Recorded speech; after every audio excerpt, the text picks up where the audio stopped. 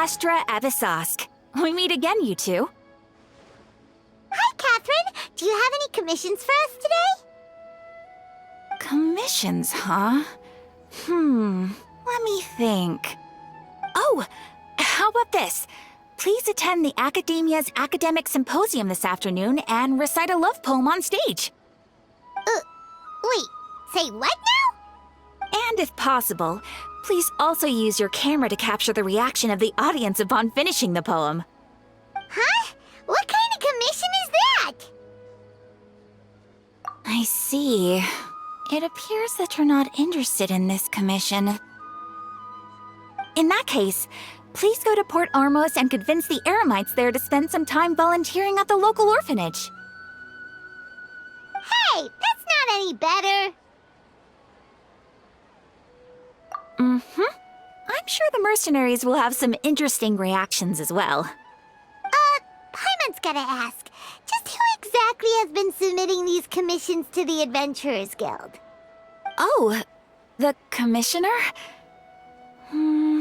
Well, actually, I just wanted to see the two of you in action. Was it so obvious? I was hoping you would actually take one of those commissions. That kind of chance to observe humans doesn't come by often. Ah, so it's Nahida. Paimon just knew Catherine wouldn't crack those kinds of jokes. When did you get into her head? From when she said, Ad Astra Abisask? So it's been you this whole time? Are you done resting up, Nahida? Yes. I've been sleeping ever since we parted ways, and I even had a really, really long dream. It was another dream about the Sumeru festival, except it was a happy one. In my dream, I was sitting in the middle of a flower terrace, and everyone in Sumeru City was holding hands as they danced in circles around me. They danced round and round, and everyone looked really happy. I also got to sit on a gigantic flower carriage. Ferris, the Knight of Flowers, raised me really, really high above the ground, and I was throwing an endless amount of Yalda candies at the children. You know, Nahida, maybe your dream is how the Sumeru's festival really should be.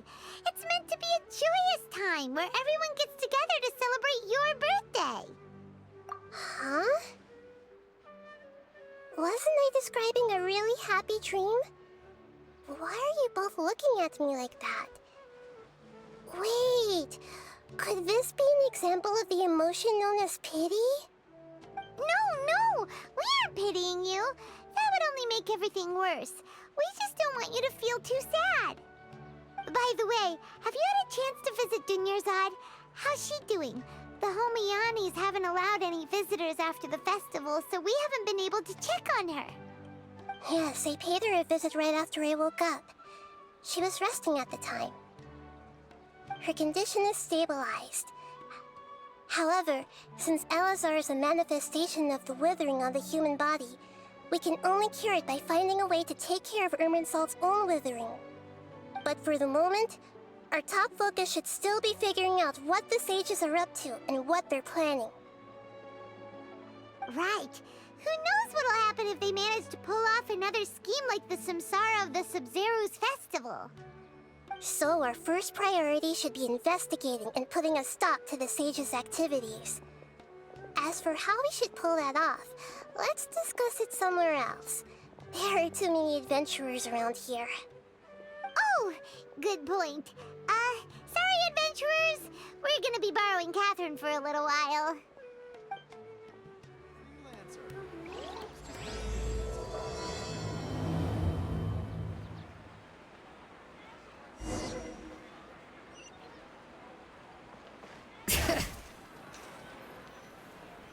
Let's continue our chat here.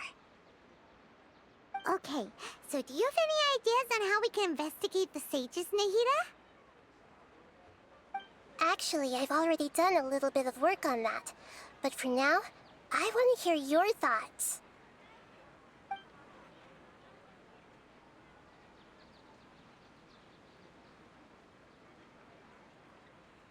No No way, that's too risky.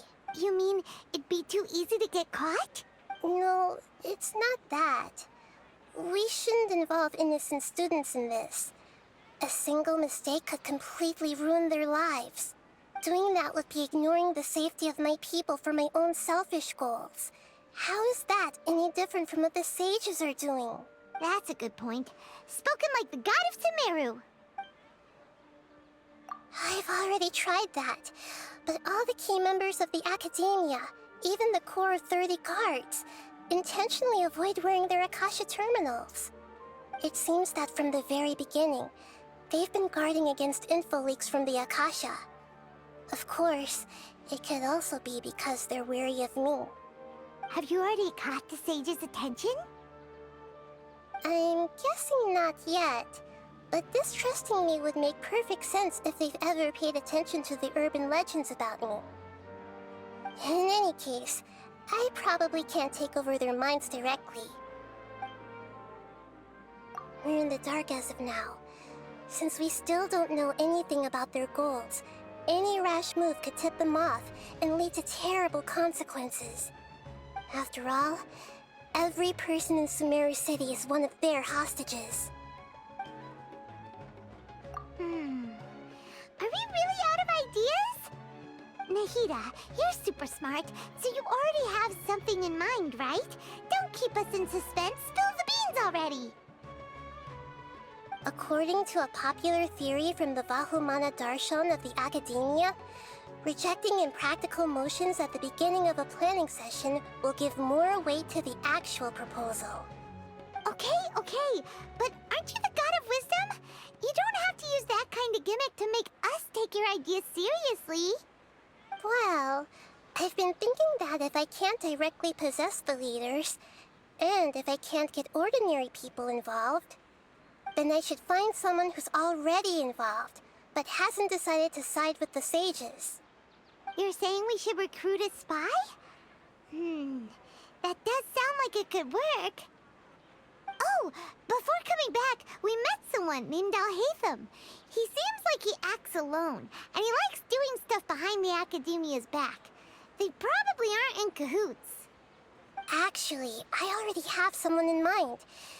Do you still remember that female scholar named Setaria? Setaria. Paimon remembers now.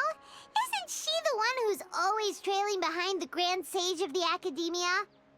We ran into her basically every time the Sub-Zero's festival repeated itself. You could even say we're old enemies by now. Paimon still remembers the smug and mean way she always spoke to Nilu. I've always liked observing all kinds of people, and Setaria has always stood out from the crowd. She was born in the desert and was hailed as their greatest genius. Her academic gifts allowed her special admission into the Academia, and also gave her the opportunity to serve as the sage's assistant. Oh, Paimon didn't know she was from the desert. She must be pretty special then. Paimon feels like most of the desert dwellers around the city are working as mercenaries. The name Setaria means star. When she lived in the desert, she shone like the brightest star in the night sky. Later on, she was chosen by the sun. The star was given a place in the daytime sky to complement the sun's dazzling light. Soon after, the star witnessed the sun scorching the earth, which brought forth many disasters. The star began to waver. Instead of staying beside such a sun, wouldn't it be better to return and light up part of the night sky? But in the end, she couldn't give up the radiance of daytime. To cope with her shame, the star buried her guilt and closed her eyes. From the sound of it, Setaria's just hung up on the research opportunities here. But she doesn't really support the Academia. She still feels guilty about not doing more for the desert, right? She's just running away from her problems. Indeed. When they are presented with complex moral issues, many people will simply plug their ears and go with the flow until the problem can't be fixed anymore. She's suppressing a lot of guilt, but before she realized it, She had already become the sage's accomplice. She can't deny her part in their schemes anymore. Right. We must somehow make her face her problems again. That way, not only can we get useful intel from her, but she can also use it as an opportunity to redeem herself. From my past observations, Setaria will take a day off from the academia every 10 days to do some shopping in the city. Tomorrow afternoon just happens to be a shopping day for her. That'll be our chance. To prepare, let's go check out some of her favorite spots, and have a quick chat with a few of the vendors there.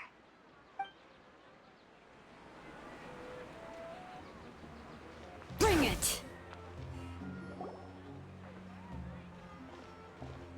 This should be Setaria's favorite fortune-telling spot. So should we ask the fortune teller about Setaria? No, I already have enough information on Setaria.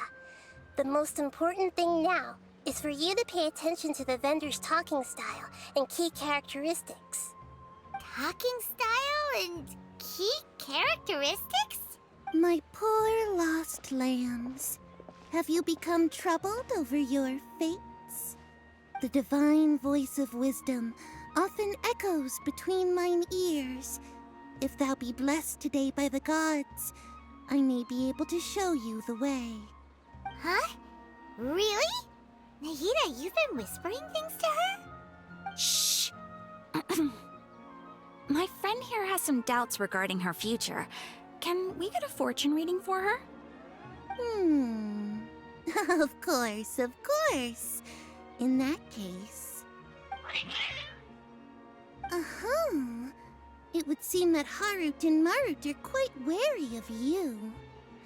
Perhaps, at some time in the past, you have somehow offended the gods. Only mocking the god of Animo, questioning the lord of Geo's financial savviness, and brawling with the god of Electro. Do those count? Oh, nothing. Go on, pick an aspect for her to divine. Love prospects? No problem at all. The gods have spoken. The truth shall be revealed. One who is fated to cross your path will appear on... Huh? So many people will fall for you. How could that be? Harut, Marut, did you two spoil my divination? I've never read a fortune so absurd. Actually, Paimon thinks this is probably the most accurate fortune-telling you've ever done.